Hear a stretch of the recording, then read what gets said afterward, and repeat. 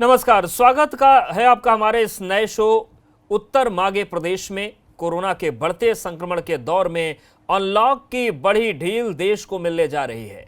ऐसे में उत्तर मांग रहा है प्रदेश कि अब कैसे थमेंगे बढ़ते संक्रमण के आंकड़े। उत्तर मांग रहा है प्रदेश कि कैसे रोके जाएंगे आसमान को छूते आंकड़े। उत्तर मांग रहा है प्रदेश कि जनता को किस स्तर पर अब निभानी पड़ेगी खुद को और अपने देश को बचाने की जिम्मेदारी, क्योंकि इन्हीं उत्तरों से हमारे भविष्य की राह तय होने जा रही है। और कल से जो छूट मिलने जा रही है उसमें एक एक व्यक्ति की जागरूकता ही जान और जहान को बचाने का काम करेगी।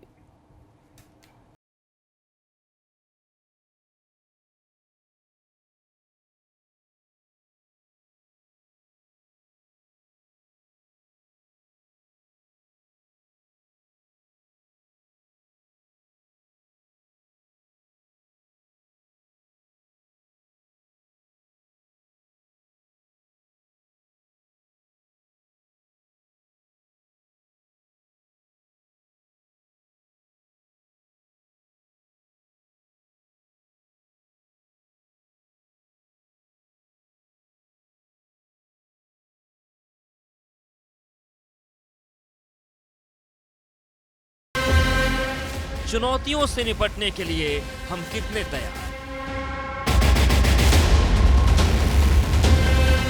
याचना नहीं, अब रण होगा।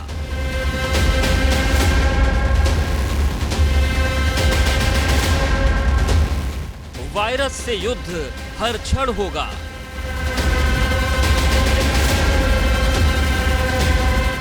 बढ़ते संक्रमण के बीच अनलॉक 1।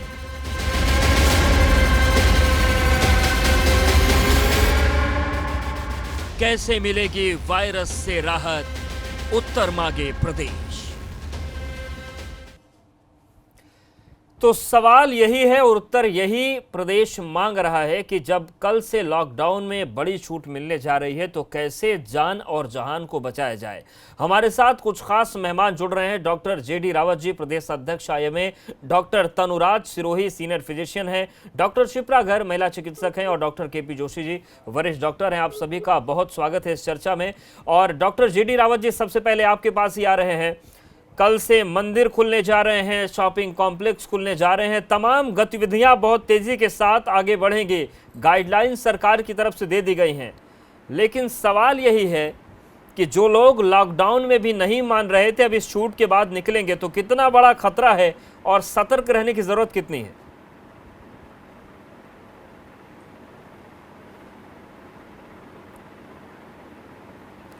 तो जेडी रावत जी से सवाल करेंगे। डॉक्टर तनुराज सिरोही के पास चलते हैं। डॉक्टर तनुराज जी, सवाल वही आपसे कि कैसे बचा जाए, क्योंकि अनलॉक 1 की शुरुआत तो कर दी गई है, लेकिन जो आंकड़े हैं वो ये बताने के लिए काफ़ी है कि जब लॉकडाउन में ढील नहीं थी तब तो फिर भी राहत थी, अभी तो आंकड़े आसमान पर हैं। बिल्कुल उचित सवाल है आपका और मैं इसको चंद ही शब्दों में बताना चाहूँगा। सबसे पहले तो धन्यवाद प्रधानमंत्री महोदय का और सीएम योगी साहब का, जिन्होंने दिन रात करके अपने शासन प्रशासन के माध्यम से देश को अच्छी तरीके से बचा के रखा और कर्व को फ्लैट करने में काफ़ी उन्होंने प्रयास किया। लेकिन अब कल से अनलॉक फेज़ 1 जो आने जा रहा है जी, सबसे इम्पॉर्टेंट बात है एसिम्प्टोमेटिक पेशेंट्स को रोकने के लिए। जिन लोगों को संक्रमण है लेकिन वो समाज में घूमेंगे, तो मैं यही कहूँगा कि सेल्फ लॉकडाउन में जाएं जब तक भी रह सकते हैं, 3 हफ्ते 4 हफ्ते। क्योंकि सबसे बड़ी गलती जो इटली और स्पेन ने करी थी जिस स्टेज में, हमें इसी में उन्होंने सबसे बड़ी गलती की थी, क्योंकि ये सबसे ज़्यादा कंटेजियस वीक आने वाले हैं अगले 2 सप्ताह। तो कोशिश करें कि जिसको हल्के भी लक्षण हो या किसी से संक्रमित हो गया हो तो वो बिल्कुल भी बाहर ना निकले।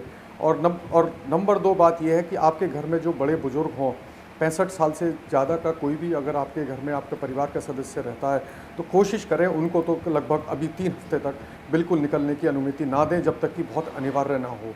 तो सबसे इम्पॉर्टेंट बात जो आती है मास्क के ऊपर आती है। अगर जाना बहुत ज़रूरी हो, ये 3 महीने की ट्रेनिंग आपकी बेकार नहीं जानी चाहिए। 3 महीने की ट्रेनिंग में मास्क के ऊपर सबसे ज़्यादा जोर था। मास्क पहन के रखेंगे तो आपको दूसरे से संक्रमित होने के चांसेस बहुत कम हैं। आप पार्क में भी जाइए, कहीं भी आप जाते हैं तो मास्क तो आपकी जीवन शैली का हिस्सा बिल्कुल, फिलहाल मतलब तो अभी जीवन रहने वाला शैली है। अब और आपको सबसे निर्धारित इम्पोर्टेंट करनी बात होगी जो और है जो वो 3 सोशल महीने में नियम बने थे उनको जीवन का हिस्सा बनाना होगा। डॉक्टर जेडी रावत जी एक बार फिर से हमारे साथ जुड़ गए हैं। सर, सवाल यही है कि जिस दौर में सख्ती के साथ लॉकडाउन लगाया गया, उस दौर को पार करते हुए जो आंकड़ा देश में है वो 2 लाख को पार कर चुका है। अब अनलॉक आ गया है हमारे सामने, शॉपिंग मॉल्स भी लोग जा पाएंगे, होटल रेस्टोरेंट में भी जा पाएंगे, मंदिरों में भी जा पाएंगे।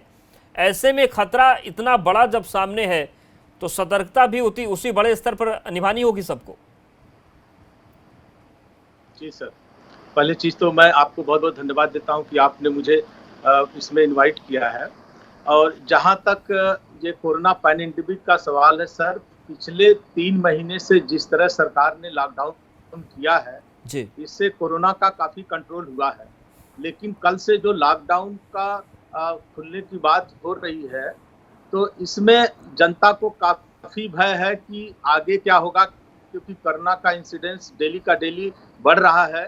और अगर देखें तो प्रदेश स्तर पर करीब 250 से 500 कभी-कभी है और देश स्तर पर ये करीब 5 से 8,000 के बीच में चल रहा है।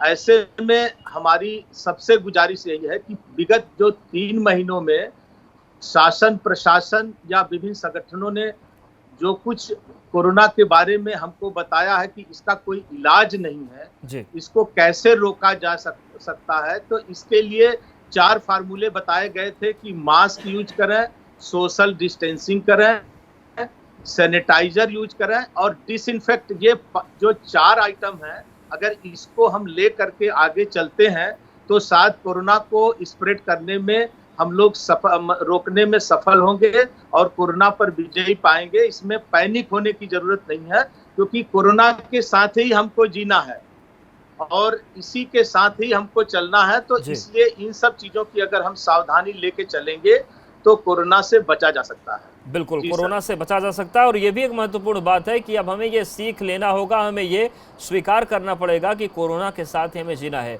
डॉक्टर शिप्रागर जी, मेरा सवाल आपसे स्वास्थ्य व्यवस्था को लेकर है। आम आदमी बड़े स्तर पर मान चुका है, कुछ लोग हैं जो नियम को तोड़ते हैं और बाकी लोग ये मान चुके हैं कि अब कोरोना के साथ हमें जीना है, नियम मानते भी हैं। लेकिन क्या आपको लगता है कि अब स्वास्थ्य सेवाओं से जुड़े जो अस्पताल हैं, जो तमाम जिम्मेदार पदों पर लोग बैठे हैं, उनको भी ये अब स्वीकार करना होगा कि हमें कोरोना के साथ ही जीना है? जैसे कल नोएडा में एक खबर आई कि एक महिला को 8 अस्पतालों में ले जाया गया, 13 घंटे तक वो महिला नोएडा में एम्बुलेंस में चक्कर काटती रही, उसकी मौत हो गई। उसको एडमिट नहीं किया किसी अस्पताल ने कोरोना के डर से। अगर स्वास्थ्य विभाग और अस्पताल ये स्वीकार नहीं करेंगे कि हमें कोरोना के साथ जीना है, तो जनता अगर स्वीकार कर भी ले तो कोई बहुत ज़्यादा फायदा नहीं होगा। जी नहीं, हमें अब ये तो समझ में आ ही गया है कि कोरोना के साथ जीना है, तो वो सारी सावधानियों को बरतते हुए अपना सब काम करते रहना है, क्योंकि कितने दिन तक हम घर में बैठे रह सकते हैं। तो हमें वही SMS जो 3 फॉर्मूले हैं उसको ध्यान में रखते हुए, सोशल डिस्टेंसिंग, मास्क और सैनिटाइजेशन, इसको ध्यान में रखते हुए अपना सारा काम करना है। चाहे वो डॉक्टर हो, चाहे वो आम पब्लिक हो, सबको इसको ध्यान में रखते हुए अपना काम करते रहना है। जी, डॉक्टर शिप्रागर जी, एक सवाल और भी है कि जिस दौर में डॉक्टर्स अगर कोई इमरजेंसी का मामला आ जाए और वो किसी मरीज से ये मांग ले कि आप पहले कोरोना का सर्टिफिकेट लाइए कि आप पॉजिटिव है नेगेटिव, अगर ये मांग की जाती है तो लोग क्या करें? क्योंकि ये चुनौतियां केवल एक घटना नहीं, बहुत सारी ऐसी घटनाएं सामने आई हैं। तो ऐसे में फौरी तौर पर किससे संपर्क किया जाए कि इस संकट से बच सकें, वरना लोगों की जान जा रही है। नहीं, ऐसे हॉस्पिटल्स बने हुए हैं जहाँ पे सिर्फ कोरोना के ही पेशेंट्स का इलाज हो रहा है, लेकिन अब ये तय हो गया है कि इमरजेंसी, जो बहुत इमरजेंसी पेशेंट है उसको डॉक्टर ट्रीट करें और साथ ही साथ जितने जल्दी हो सके उनका कोरोना का टेस्ट भी करा लें। क्योंकि अगर लाइफ थ्रेटनिंग की बात आएगी तो उस समय हम लोग कोरोना नहीं देखेंगे, पहले पेशेंट की जान बचाना हमारा कर्तव्य है एज अ डॉक्टर। बिल्कुल। और डॉक्टर KP जोशी जी, कल से बहुत कुछ छूट मिलने वाली है और तमाम लोग जिनको अपने पेशे में जाने का इंतज़ार था या जिन्हें मॉल्स में जाने का इंतज़ार था, जो मंदिर जाना चाहते थे, सभी जगहों पर सुरक्षा की बात कही जा रही है। लेकिन बेसिक चीज़ें क्या हो जिसका ध्यान रखा जाए? अगर कोई पब्लिक ट्रांसपोर्ट का इस्तेमाल कर रहा है, हालांकि बहुत उसका निम्न स्तर पर उसका इस्तेमाल हो रहा है, लेकिन क्या क्या एहतियात बरतें कि इस महामारी में खुद को बचाया जा सके, क्योंकि आंकड़े बहुत ज़्यादा हैं और कौन हमारे बगल से संक्रमित व्यक्ति गुजर रहा है ये पहचान पाना भी आज के दौर में मुश्किल हो गया है।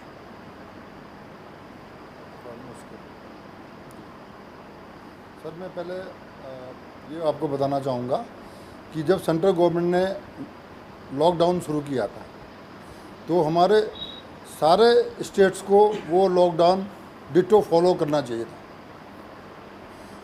उस ढंग से फॉलो नहीं किया गया। कुछ स्टेट ने बड़े अच्छे ढंग से किया, जिसमें मैं योगी जी की तारीफ़ करना चाहूँगा, उत्तर प्रदेश के मुख्यमंत्री जी की। जी।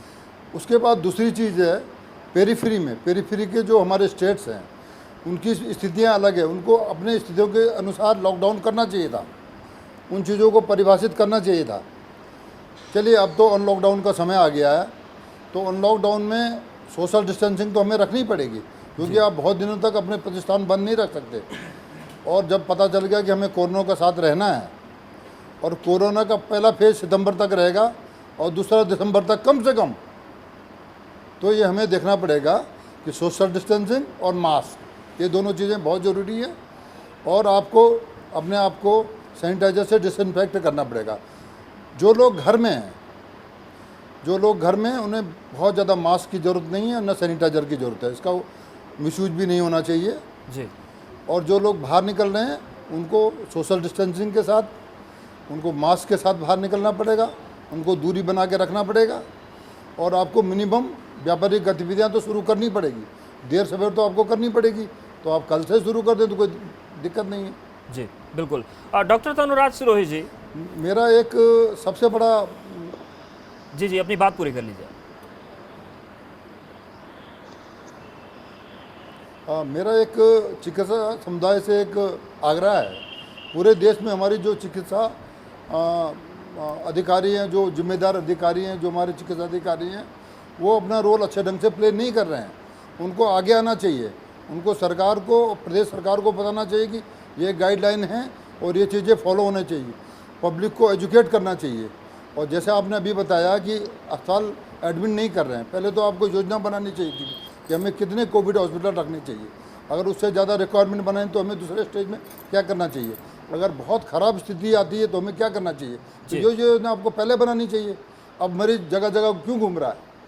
बिल्कुल। और अब योजनाओं की बात आ रही है तो ठीक है, डॉक्टर जेडी रावत जी के पास आ रहे हैं। जेडी रावत जी, सभी को स्वीकार करना पड़ेगा कि कोरोना हमारे साथ चलेगा। जो घटना नोएडा से आई है वो घटनाएं कई जगहों से सामने आ चुकी हैं जहां पर इलाज के अभाव में लोगों ने दम तोड़ दिया। आगरा से भी तस्वीर सामने आई, पीलीभीत से सामने आई और कल ताज़ा तस्वीर नोएडा की थी। इससे पहले एक हफ्ते पहले नोएडा में एक और तस्वीर आई थी, एक नवजात की मौत हो गई थी।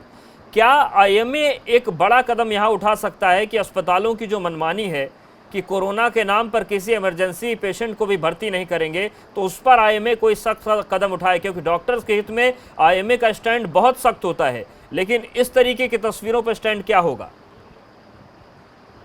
सर, आईएमए की तरफ से बहुत ही स्ट्रिक्ट सबको बताया गया है कि जो भी आईपीटी शुरू कर रहा है उसमें emergency and semi emergency services वो शुरू करे और जितने मरीज आ रहे हैं इमरजेंसी एंड सेमी इमरजेंसी में उनको कोरोना पॉजिटिव मान के ही उनका इलाज करें। तो कोई भी अस्पताल जो इस समय चाहे कोविड है या नॉन कोविड है, अगर उसके यहाँ कोई इमरजेंसी आ रही है तो उसको पॉजिटिव मान करके फुल प्रिकॉशन के साथ, जिसको हम पीपीई किट कहते हैं, मास्क कहते हैं, 95 सैनिटाइजर, ग्लव, सबका उपयोग करके उस मरीज का पहले इलाज करें और साथ में कोविड का टेस्ट कराएं। और जब कोविड का टेस्ट पॉजिटिव आता है तो मरीज को सीएमओ के माध्यम से उसको आइसोलेशन में ट्रांसफर कराएं, वरना अगर नॉन कोविड है तो उसका इलाज करें। ये स्ट्रिक्ट सबके लिए बनाया गया है। ये गवर्नमेंट ऑफ यूपी का भी आर्डर है और उन्होंने इसके तहत इन्फेक्शन प्रिवेंशन कंट्रोल ट्रेनिंग सारे अस्पताल, सारे क्लिनिक, सारे डायग्नोस्टिक सेंटर को दिया गया है और इसके तहत लोगों को करना चाहिए। और जो लोग नहीं कर रहे हैं और आईपीडी कर रहे हैं तो उनके खिलाफ कार्रवाई जरूर होनी चाहिए, क्योंकि ये बहुत गंभीर मामला है कि अगर कोई इमरजेंसी आ रही है और अगर आप इमरजेंसी करने के लिए ऑथराइज्ड हो गए हैं आईपीसी की ट्रेनिंग के बाद और सारे सुविधाओं के साथ और इसके बाद मना करते हैं तो ये गलत बात है और इन पर कानूनी कार्रवाई होनी चाहिए और ऐसे लोगों को हमेशा मरीज को भर्ती करके उनका इलाज करना चाहिए। ठीक है। डॉक्टर तनुराज सिरोही जी, जो सबसे महत्वपूर्ण बात आ रही है कि मास्क का इस्तेमाल सभी को करना होगा, लेकिन मास्क किस तरीके से इस्तेमाल करें? अगर आप घर में तो ठीक है, कोई बात नहीं। अगर आप घर से बाहर जा रहे हैं, जगह जगह पर पहुंच रहे हैं, कई बार आपको मास्क हो सकता है निकालने की ज़रूरत पड़े, फिर पहनने की ज़रूरत पड़े। मास्क की स्वच्छता बनी रहे, मास्क को किस तरीके से इस्तेमाल करें, ये समझना भी बहुत ज़रूरी है। देखिए, मास्क तो किसी कपड़े का भी हो सकता है और अक्सर हमने देखा है कि हमारे बड़े बड़े राजनेता भी कपड़े का मास्क का इस्तेमाल करते हैं। मास्क का मतलब केवल आपको अपने सांस में और अब दूसरे आदमी के बीच में एक बैरियर क्रिएट करना होता है जी। तो मैं कहूँगा कि घर में भी मास्क बनाया जा सकता है, कपड़े का भी मास्क हो सकता है और सर्जिकल मास्क जो हम लोग 3 लेयर जो पहनते हैं वो भी यूज़ कर सकते हैं, बहुत महंगा नहीं आता है। और जो बहुत महंगे मास्क आते हैं N95, N99, वो केवल हेल्थ वर्कर्स के लिए होते हैं। शुरू में ये बात जरूर कही गई थी कि कहीं शॉर्टेज ना हो जाए, किसी को बहुत लोगों को मास्क की ज़रूरत नहीं है, लेकिन मैं कहना चाहूँगा हर आदमी को हर वक्त घर से बाहर निकलते वक्त मास्क की ज़रूरत पड़ेगी। और मैं ये भी कहना चाहूँगा कि 3-4 कपड़े के मास्क रख सकते हैं, आप घर में धोएं, साबुन से धोएं, सुखाएं, तीसरे चौथे दिन उसको आप यूज़ कर सकते हैं। और मैं ये भी कहना चाहूँगा कि हमारे घर में जो बड़े बुजुर्ग हों उनको हर वक्त घर में भी मास्क लगाना चाहिए, क्योंकि वो एक ऐसी जनरेशन है जो अच्छे रहते। मैं अगर बाहर जाता हूँ, मैं घर में अंदर आता हूँ, हेल्थ केयर वर्कर हूँ, मैं अपने बूढ़े माँ बाप को मैं ये बीमारी अपने द्वारा दे सकता हूँ, तो उनको हर वक्त मास्क पहनना होगा, घर में पहनना होगा। कोशिश ये रहनी चाहिए कि मास्क हमारी जीवन शैली का एक हिस्सा बन गया है। किसी भी तरह का मास्क, चाहे आप घर में किसी भी चीज़ का बनाएं। आपने देखा होगा लेडीज़ तो जो अपने चुन्नी होती है उसको भी मास्क बना लेती हैं, तो उसमें भी कोई बुराई नहीं होती है। तो किसी न किसी प्रारूप में आपको एक बैरियर क्रिएट करना है, वो आपको हमेशा करना चाहिए। मैं फिर भी एक और सलाह मैं देनी चाहूँगा कि टेस्टिंग कहीं ना कहीं जो हम लोग पिछड़ रहे हैं, वो टेस्टिंग के माध्यम से पिछड़ रहे हैं। टेस्टिंग तो इतनी रैम्पेंट होनी चाहिए, जो चाहे जब चाहे टेस्ट करा ले। और मैं एक और बात कहना चाहूँगा, जो आपने मुद्दा उठाया कि एक गर्भवती महिला घूमती रही, किसी ने नहीं लिया, उसको भी मैं एक बहुत आसान सॉल्यूशन बताना चाहूँगा। एक पॉइंट ऑफ केयर टेस्ट होता है, जैसे हम लोग ब्लड शुगर को एकदम से टेस्ट कर लेते हैं, तो इसी तरीके से हमारे पास में टेस्ट होता है कि कोरोना को टेस्ट करने के लिए कहीं ना कहीं आपके पास में ऐसी सुविधाएं भी होनी चाहिए कुछ अस्पतालों में या कुछ लैब्स में, कि आप रात को भी चेक करा सकें, दिन में भी करा सकें, ताकि किसी के मन में भी कोई भय ना रहे, पैनिक ना रहे।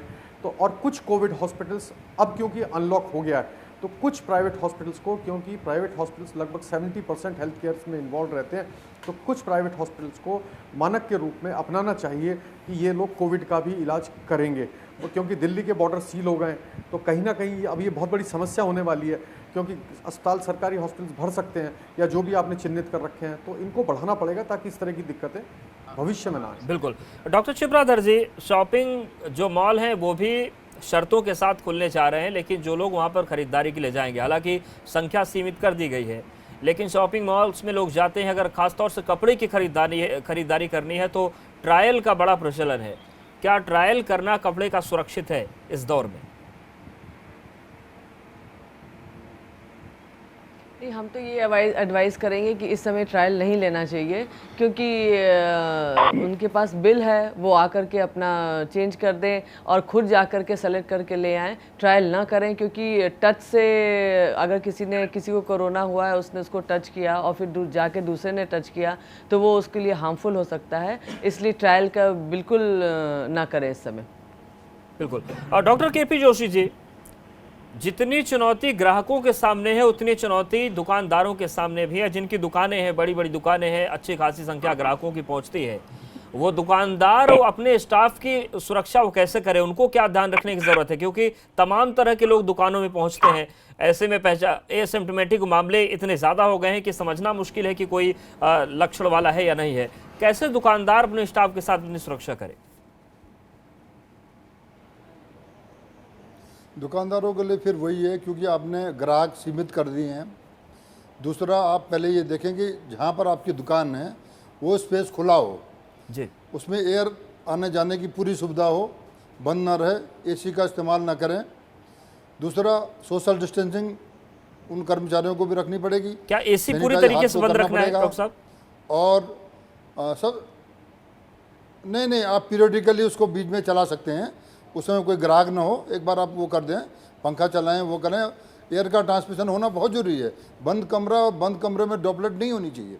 बंद कमरे में ड्रॉपलेट घूमती रहती हैं, वो इन्फेक्ट कर सकती हैं। तो एक तो ग्राहक काफ़ी आपके कम हो गए, उसे काफ़ी कम रहेगा। दूसरा ये इस तरह के नियम कि आप अपने हाथ को सैनिटाइज करेंगे, आप मास्क पहन के रखेंगे, आप 1 मीटर दूर से बात करेंगे, ये चीज़ें तो आपको यूनिवर्सली फॉलो करनी पड़ेंगी। बिल्कुल। Doctor GD. रावत जी, सुरक्षा की बात तो हो गई, लेकिन जो उत्तर मांग रहा है प्रदेश, उसमें सबसे बड़ा सवाल एक उठ रहा है कि जिस दौर में 2 लाख से ज़्यादा आंकड़े हो चुके हैं, 1,20,400 के आसपास एक्टिव केसेस भारत में हैं, 9,000 से ज़्यादा जो मामले हैं वो यूपी में हो गए हैं, क्या इस दौर में अनलॉक 1 को ले आना सुरक्षित है? ये तो मानते हैं कि चीज़ों को बंद नहीं किया जा सकता, लेकिन कहीं हालात इटली जैसे तो नहीं होने के खतरे बढ़ रहे हैं, क्योंकि 5वें नंबर पर भारत आ गया है।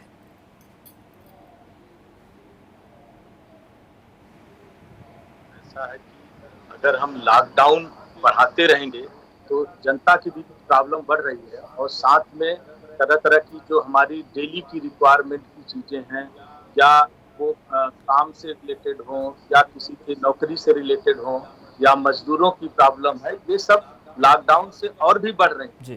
तो अगर हम ये सोशल डिस्टेंसिंग, सैनिटाइजर, मास्क, इन सबको ध्यान में रखते हुए और सावधानी से हम दुकानें या मॉल या जो भी सिस्टम खोल रहे हैं, अगर इसको हम चलाते हैं और स्ट्रिक्टली फॉलो करेंगे, तो मेरे समझ से ये धीरे धीरे कम होगा। भला अभी दिख रहा है ये बढ़ रहा है, लेकिन सर आने वाले समय में जरूर बढ़ेगा, और इसका बचाव तो सिर्फ यही है कि हम उसको किस तरह से कंट्रोल कर सकते हैं। तो ये सब सावधानियां अगर हम लेंगे तो हो सकता है कि स्प्रेड कम हो। बिल्कुल। डॉक्टर तरुणराज सिरोही जी, सवाल ये भी है कि सावधानियां लोग बरतें तो स्प्रेड कम हो, वरना आंकड़े इतने बढ़ गए हैं कि 5वें नंबर पर भारत है, और डर तो लोगों को लग रहा है। लेकिन इस डर के बीच जो ग्रामीण क्षेत्रों में खतरा बढ़ा है, वहां पर बड़ी संख्या में जो प्रवासी पहुंचे, उसके बाद आंकड़े इस चीज की गवाही दे रहे हैं कि जो इन्फेक्शन है, जो संक्रमण है, वो ग्रामीण क्षेत्रों में तेजी से बढ़ा है, जहां पर स्वास्थ्य सुविधाओं की हालत क्या होती है वो किसी से छिपी नहीं है। वहां पर कितना बड़ा खतरा आप देख रहे हैं, और कैसे बचाव की स्थिति बनेगी? आपने बिल्कुल सही बात पूछी है। मैं ये बताना चाहूँगा कि माननीय मुख्यमंत्री जी ने 3 चीज़ें चिन्हित की थी। सबसे पहले तो उन्होंने किया था कि शायद क्लस्टर हॉस्पिटल से बन जाते हैं। दूसरा, उन्होंने अपना जब मंडी, मेरठ के अगर आसपास की बात करें तो मंडी एक ऐसा सोर्स बन गया था जहाँ से लोगों को कोरोना फैलना शुरू हो गया था। और अब जो तीसरी बात आई है वो माइग्रेंट लेबर्स की आई है, जो लगभग पिछले 1 महीने से अपने अपने निवास पे जा रहे हैं। तो ये एक बड़ी समस्या बन गई है। लेकिन मैं ये भी कहना चाहूँगा कि जहाँ वो जाते हैं वहाँ उनका क्वारंटीन लगभग 14 दिन से 28 दिन के बीच में, जैसी जहाँ रूल्स एंड रेगुलेशंस हैं वो किया जा रहा है। थोड़ा बहुत तो फैलेगा, इसको रोक नहीं सकते, लेकिन बहुत बड़ी मात्रा में नहीं फैल रहा है। मैंने ये पता किया है बहुत सारे लोगों से। अब तो लगभग 1.5 महीने पहले हमारी हमारे प्रशासनिक अधिकारियों से बात हुई थी, तो बहुत बड़ा नंबर उन्होंने बताया था जो देहात में, स्कूलों में, बड़ी बड़ी बिल्डिंग्स में उन्होंने क्वारंटीन कर रखे हैं। ऐसा नहीं है कि उनका भी सबका इंतजाम अच्छी तरीके से किया गया है और उनकी देखभाल भी अच्छी तरीके से हो रही है। लेकिन समस्या तो है, जब लोगों का माइग्रेशन होगा तो बिल्कुल, जैसे दिल्ली में आप इसका ज्वलंत एग्जाम्पल देख सकते हैं। दिल्ली में अब जब उन्होंने अनलॉक किया था तो 500 केस थे, आज लगभग 1300 से 1500 केस हैं।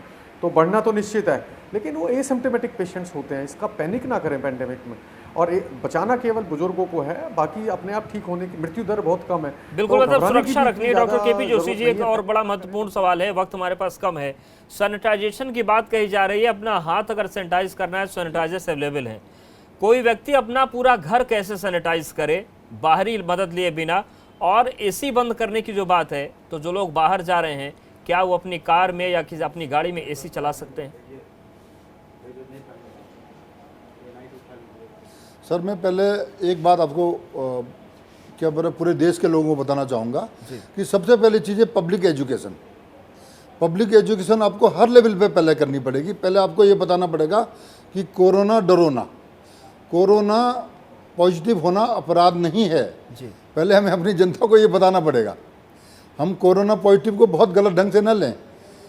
अब देखिए आप, 80% लोग एसिम्प्टोमेटिक हैं, आराम से ठीक हो जा रहे हैं। 20% लोग अस्पताल तक जा रहे हैं, और 2.6% लोग भर्ती होते हैं या डेथ हो रही है। तो डेथ उन्हीं की हो रही है जिनमें कोमोर्बिडिटीज हैं। तो ये बातें हमें पहले अपनी जनता में बतानी पड़ेंगी, प्रचार के माध्यम से, डॉक्टरों के माध्यम से, ताकि पैनिक कम हो सकें। अब दूसरा वाली बात जो आप बता रहे हैं, ये एसी वाली और ये वाली, एसी में देखिए पूरे घर को सैनिटाइज होने का सेंस क्या है, पहले बताइए। मैंने ये प्रश्न अपने सरकार से उत्तराखंड में पूछा कि आप सड़कों को सैनिटाइज कर रहे हैं। हाँ, जहाँ पर क्राउडेड प्लेसेज हैं, ये मंडियाँ हैं, उन जगहों तो बात समझ में आती है। अब पूरे एनवायरनमेंट में आप डिसइंफेक्टेंट को क्यों फेंक रहे हैं? इससे आपका ये सब आपके फेफड़े में तो जाएगा, जो नॉर्मल आदमी है उससे तो आपको कोविड से फेस करने की क्षमता आपकी कम होगी, और जो COPD के मरीज हैं वो और ख़राब होंगे। हमको तो 60 साल से ऊपर और 10 साल से जो छोटे बच्चे हैं उनको बचाना है, तो इनकी एक तो सुरक्षा करनी है। और दूसरी बात, AC की जहाँ तक बात है, घर में आप सुरक्षित ढंग से इस्तेमाल कर सकते हैं पीरियडिकली, और घर को वेंटिलेटेड रखें। बिल्कुल, और मतलब कार में आप जागरूक रहना सीमित समय के सबसे लिए कर बड़ा सकते मूल हैं। मंत्र है, आप देख सकते हैं आप कितने ज्यादा सैनिटाइजेशन भी, जैसा कि डॉक्टर KP जी ने बताया बिल्कुल। कि स्वास्थ्य के लिए खतरनाक हो सकता है, तो बहुत ज्यादा पैनिक नहीं होना है, समझना है कि ये बीमारी ठीक हो सकती है, और बहुत कम केसेस ऐसे हैं जहां पर लोगों को भर्ती करना पड़ता है। आप सभी का बहुत शुक्रिया हमारे साथ जुड़ने के लिए, बातचीत करने के लिए, और उम्मीद करते हैं कि जागरूकता की ये जो कोशिश है, जो उत्तर मांग रहा था प्रदेश, वो तमाम उत्तर मिले होंगे, और जागरूकता के साथ अनलॉक 1 में लोग अपने आप को सुरक्षित रख पाएंगे। इस खास पेशकश में फिलहाल इतना है।